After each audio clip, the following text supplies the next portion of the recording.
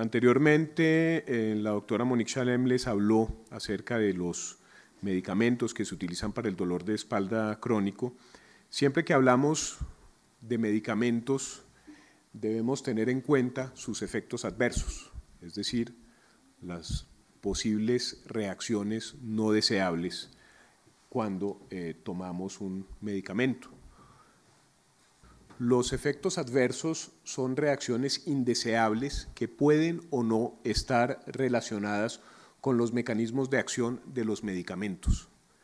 De acuerdo con el perfil de toxicidad de cada medicamento, estos efectos adversos pueden ser previsibles o pueden ser no previsibles, es decir, no esperados. En las enfermedades reumáticas inflamatorias, es decir, en diferentes tipos de artritis, incluidas aquellas artritis que afectan la columna vertebral, hablamos de medicamentos modificadores de los síntomas. Pero en un contexto más general, un medicamento modificador de los síntomas no solamente se aplica a las enfermedades inflamatorias, sino también a aquellas enfermedades no inflamatorias, espasmos musculares, artrosis de columna vertebral, etc. Dentro de los modificadores de los síntomas tenemos principalmente a los antiinflamatorios no esteroideos y los analgésicos no antiinflamatorios. Los glucocorticoides o medicamentos derivados de la cortisona se utilizan frecuentemente en las enfermedades reumáticas inflamatorias, en diferentes tipos de artritis, incluido ocasionalmente el grupo de artritis que afectan la columna. Los glucocorticoides o derivados de la cortisona tienen un efecto antiinflamatorio e igualmente actúan sobre las células del sistema inmunológico, por lo cual hablamos de un efecto inmunomodulador, es decir, que modulan el sistema inmunológico.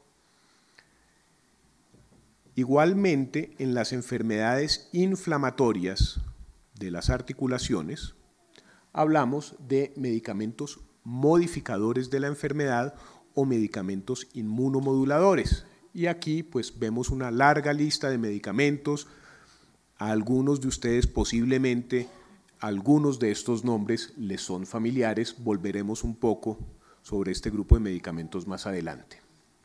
Sin lugar a dudas, uno de los medicamentos más utilizados, no solamente en reumatología, igualmente en ortopedia, en cirugía, en medicina interna, en ginecología, son los antiinflamatorios no esteroideos. Los antiinflamatorios no esteroideos son muy buenos para el dolor, pero tienen muchos efectos secundarios, por lo cual no debemos proscribirlos completamente, pero debemos conocer cuáles son los efectos secundarios con el fin de que podamos evitarlos. Sin lugar a dudas, a la cabeza de los efectos secundarios de los antiinflamatorios no esteroideos se encuentran los problemas del estómago, la gastritis, enfermedad por reflujo, úlceras, las cuales pueden generar hemorragia gastrointestinal o pueden inclusive llegar a perforarse, produciendo complicaciones que en ocasiones pueden ser fatales. Se calcula que en un país como los Estados Unidos puede llegar a haber más de 10.000 muertes al año por complicaciones gastrointestinales relacionadas con los antiinflamatorios no esteroideos.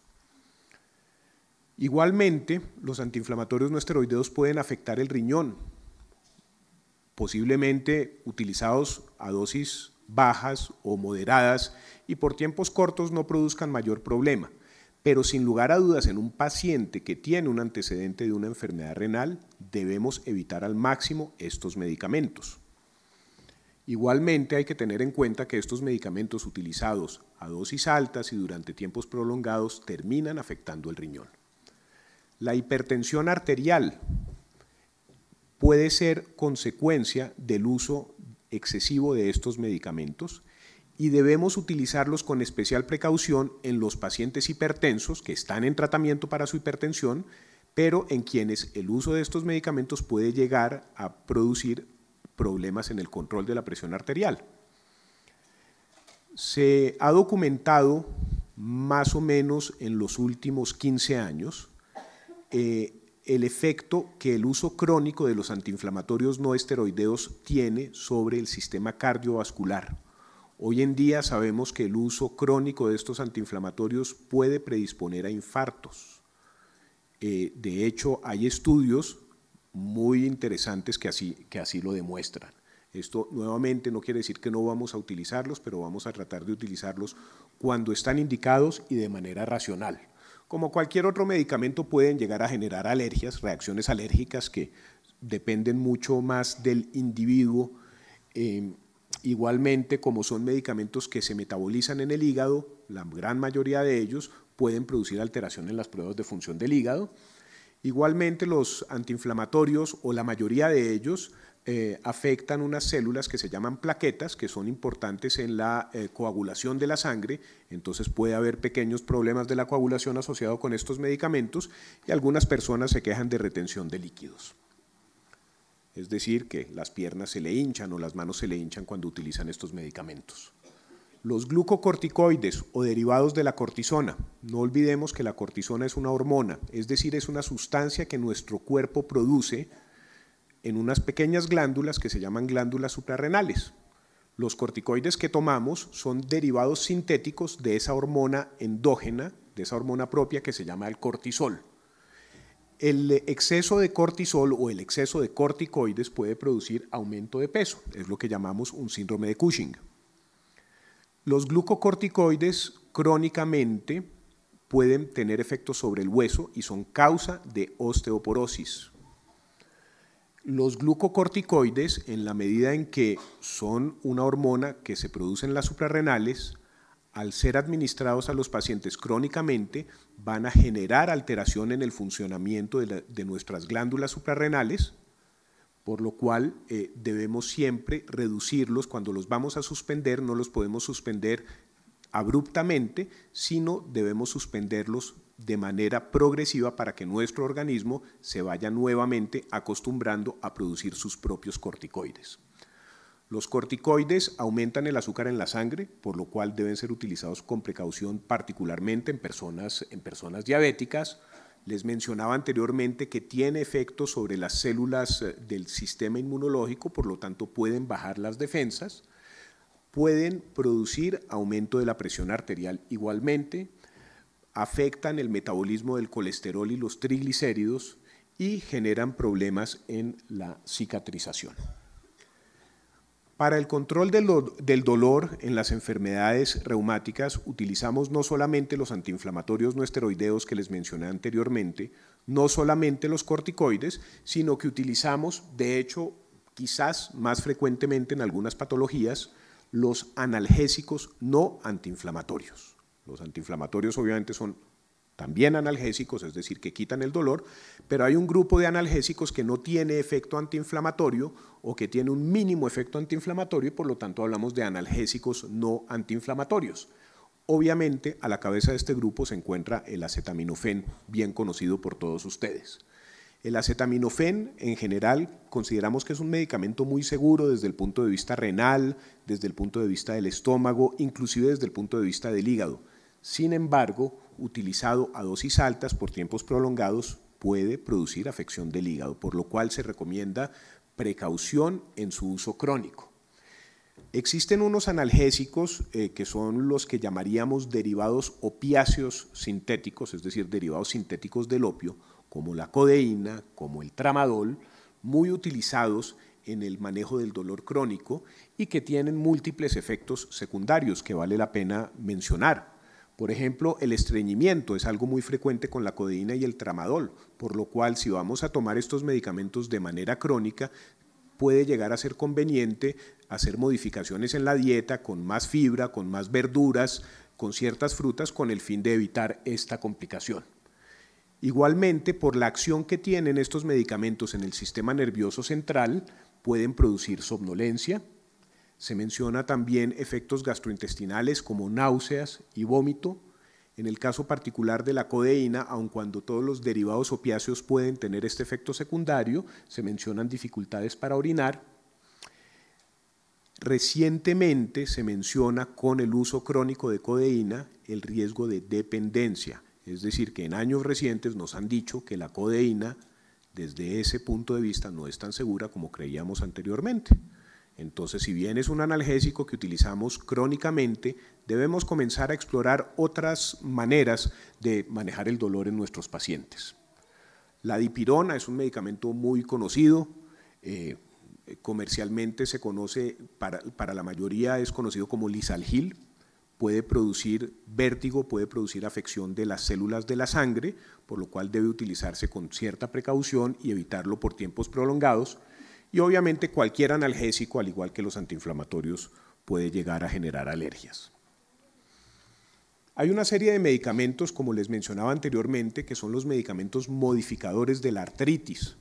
Se utilizan más en enfermedades como la artritis reumatoide, pero tienen cabida también en el tratamiento de otras enfermedades inflamatorias como las espondiloartritis, es decir, artritis que afectan la columna, o enfermedades como el lupus eritematoso sistémico.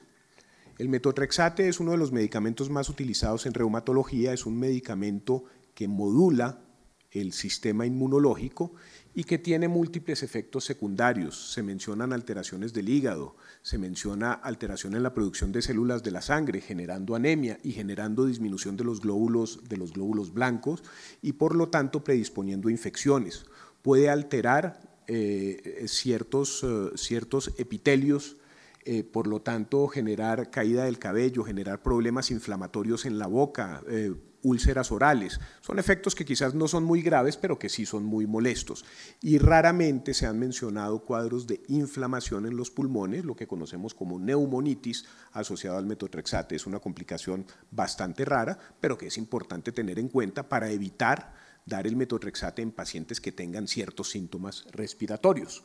La sulfasalacina es un medicamento muy frecuentemente utilizado en la artritis reumatoide y en el grupo de artritis que afectan la columna, es decir, en el grupo de las espondiloartritis.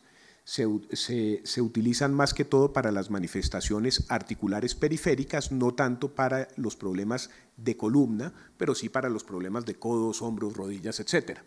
Producen alteraciones en el hígado igualmente, se han asociado con anemia y con disminución de los glóbulos blancos, se han asociado, obviamente, como cualquier medicamento, con alergias, con intolerancia gástrica, con dolor de cabeza, con reacciones en la piel con la exposición al sol. Los antimaláricos, cloroquina e hidroxicloroquina, son uno de los medicamentos más utilizados en el manejo de las enfermedades inflamatorias, particularmente en la artritis reumatoide y el lupus eritematoso sistémico. Los antimaláricos son de los medicamentos más seguros, pero siempre hay que tener en cuenta cuando los recibimos que pueden producir afección de los ojos a largo plazo.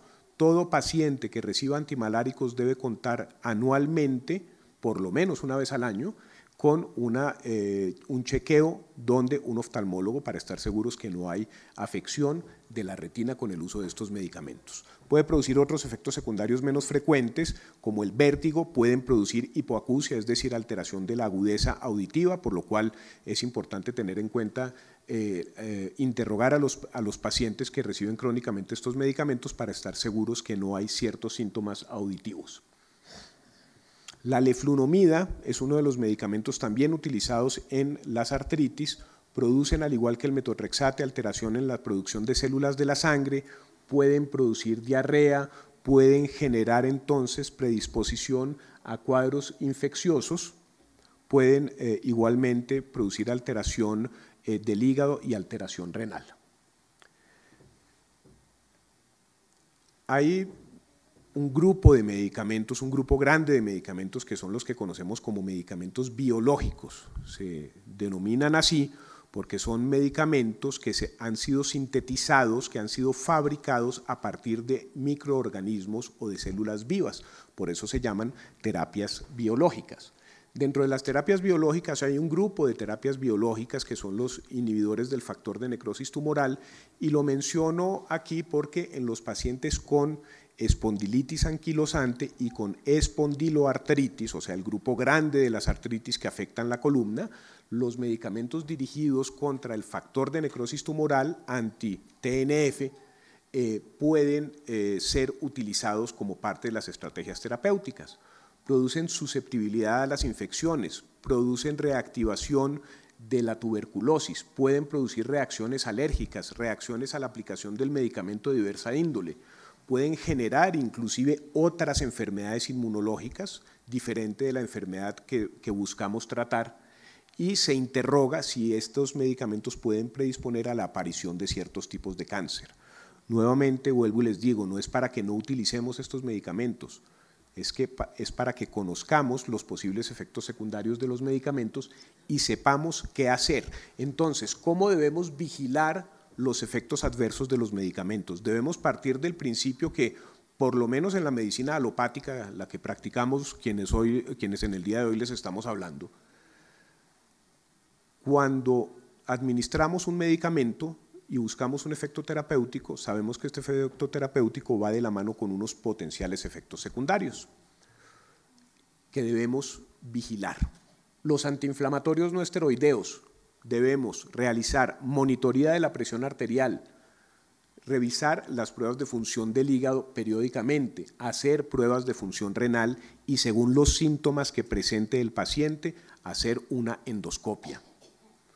Los derivados de la cortisona, alerta a los síntomas que sugieran infecciones, monitoría de la presión arterial, control de peso, densitometría ósea. La densitometría ósea es un examen de radiología que nos permite el diagnóstico a tiempo de la osteoporosis. Dijimos que los glucocorticoides son un factor de riesgo para osteoporosis, por lo tanto, en todo paciente que reciba crónicamente glucocorticoides debemos hacer una densitometría ósea regularmente.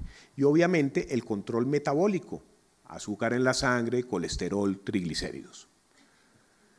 Medicamentos como el metotrexate, alerta a los síntomas que sugieran infecciones, ya dijimos que son medicamentos que bajan las defensas. Alerta a los síntomas respiratorios, ya dijimos que raramente pueden afectar los pulmones. Radiografía de tórax según los síntomas, aunque es una buena costumbre siempre antes de iniciar metotrexate hacer una radiografía de tórax. Realizar pruebas de función del hígado y un cuadro hemático periódicamente. La sulfasalacina igualmente debe ser controlada de manera periódica utilizando pruebas de función del hígado y utilizando cuadro hemático. La leflunomida, nuevamente, parecido al metotrexate, alerta a los síntomas que sugieran infecciones.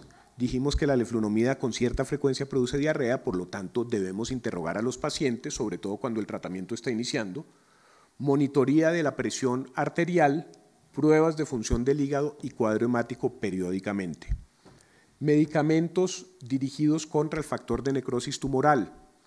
Hacer una prueba de tuberculina o por lo menos pruebas para detectar si el paciente ha tenido contacto con el germen que produce la tuberculosis. Radiografía de tórax antes de iniciar el tratamiento, estudios para hepatitis B y C, ya que estas infecciones crónicas pueden reactivarse cuando utilizamos estos medicamentos. Hacer estudios también para VIH, para el virus de la inmunodeficiencia humana. Anticuerpos antinucleares, básicamente tratando de saber si el paciente tiene alguna otra enfermedad autoinmune antes de iniciar el tratamiento con estos medicamentos. Obviamente, alerta a síntomas que sugieran infecciones, ya que dijimos que bajan las defensas y son medicamentos que deben administrarse bajo supervisión estricta de un médico reumatólogo. A la hora de escoger un medicamento para el tratamiento de las enfermedades reumáticas, debe tenerse en cuenta no solamente el posible beneficio que estamos buscando con dicho medicamento, debe también tenerse en cuenta el perfil de efectos secundarios de este medicamento y debe tenerse en cuenta en quién lo vamos a utilizar, en qué paciente lo vamos a utilizar, ya que como acabamos de ver no podemos utilizar todos los medicamentos en todos los pacientes. Cada medicamento requiere una vigilancia específica según su perfil de efectos secundarios y según el paciente que lo vaya a recibir. Es fundamental que el paciente asista periódicamente a los controles con el reumatólogo en aras de hacer la vigilancia que debe tener cada medicamento particular. El médico sabe cuáles preguntas debe hacerle al paciente, qué debe examinar y qué pruebas de laboratorio debe solicitar de manera periódica. El paciente debe cumplir con las citas programadas aún si se siente bien.